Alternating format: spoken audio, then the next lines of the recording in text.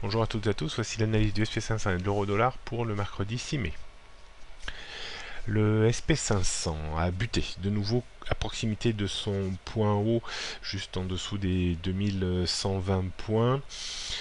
L'incapacité de l'indice à se maintenir au-dessus d'une ligne de résistance importante, 2105-2110, est en train de nouveau de le faire plier en direction d'une zone de support qui joue son rôle depuis le 10 avril dernier, depuis un bon mois maintenant, zone 2070-2080.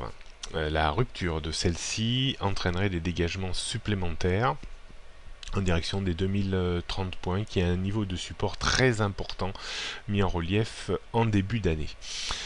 Si tel était le cas, bien entendu, cela mettrait une pression baissière supplémentaire sur les marchés européens qui ont une force relative bien inférieure à celle des marchés américains lorsque ceux-ci baissent. Donc méfiance, on pourrait tout à fait avoir une baisse supplémentaire sur les marchés américains. Donc résistance importante, donc toujours la même, hein, autour de 2110 avant 2120. Support 2080, 2065, 2030, 2020 et 1965 points. La tendance reste toujours à la neutralité, hein, tant qu'on n'a pas cassé à la baisse 2080, 2070.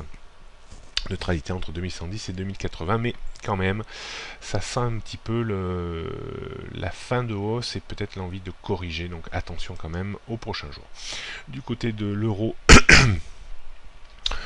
le pullback hier, je parlais de pullback plutôt vers 1,1050 avant une reprise vers 1,1260-70.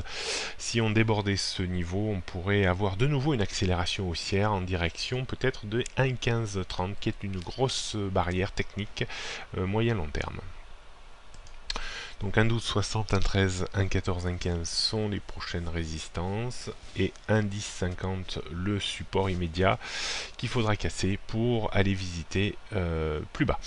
Donc tendance toujours baissière en dessous de 1,15, 1,1530. Bonne journée à toutes et à tous et à demain.